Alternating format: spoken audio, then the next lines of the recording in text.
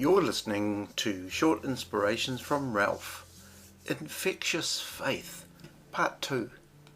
In Part 1 we looked at this remarkable scripture in 2 Timothy where Paul talks to Timothy about the faith that he has. He calls this genuine faith, but he says it was in his grandmother Lois and then in his mother Eunice, and it was passed on to him. And so we were looking at that and looking at what is faith actually. What's the definition of faith? The first definition we looked at in part 1 was abstract faith. It's just that faith that most people have. They believe in some sort of entity out there, the man upstairs. But then there is a group of people that have a more structured faith. We call it a ceremonial faith.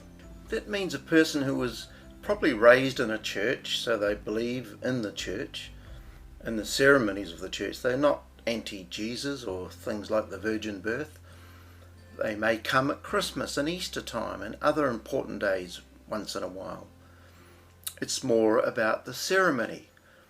They may want a Christian wedding, and so Jesus is on the invitation list, or a child dedication. They're sincere in a religious sort of way, but it's not something they have for themselves. It's what mum and dad raised them in. And it's important to attend once in a while to keep the tradition alive. And they may say, we always went to the Baptist or the Catholic or Methodist or Pentecostal church. It's just what we've always done. It's what we put on our census forms. And we dig around and ask someone, what are we? People want to do the right thing, but it's a borrowed faith. It's not in you, it's not yours. It's the faith of someone else in your family line. A child can largely grow up in a sort of structured faith existence, but there comes a time when they may question that type of faith. Although we are now really entering the age where people are not doing things just because their parents did that. It's an age of individualism. Then there is a third type of faith called infectious faith or catching faith, contagious Christianity, transferable faith. Christianity started off with 12 people, now it's 2.4 billion. A third of the world claim to profess Christ and follow him. It spread like a pandemic, like a disease in a positive way. It can't be stopped, although many people have tried to stop Christianity over the years, over the centuries. The former premier of Russia, Nikita Khrushchev, boasted that he would make Christianity extinct in Russia and exhibit the last Christian on television in 1965. But today there are millions upon millions of people in Russia and the Soviet Union who follow Jesus Christ. But I want to say that the genuine faith that's talked about belongs to a person. This is what happened in the early church. Their faith was like fire. And what was seen from outside Christianity in the early church was 4 things. Firstly, there was kindness to the poor. There was very high standards of morality in an immoral world. Another factor was that they were not exclusive. Christianity became a thing that was all are welcome. Just come as you are.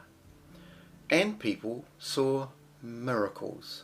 There were other factors that were noticed. The role of women changed. They were freed. They were not oppressed or suppressed. They were free to be who God made them to be. But we see in our text that Timothy is told by Paul that the faith that he has is in him. It's real. It's not pretend or ceremonial or abstract, or trying to keep someone else happy. It was first in his grandmother, probably a praying grandmother, then his mother Eunice, and he said, I'm persuaded it's in you. Somehow his grandmother got it and she transferred it down through the family line, and it was personal, because the only kind of faith that is transferable or infectious is personal. You can't have a distant relationship with God and transfer it to your children. You cannot have a lukewarm relationship with Jesus and pass red hot fire passion for Jesus to your children. And so the grandmother has it, and then the daughter gets it, but then she needs to get her own personal faith in her lifetime.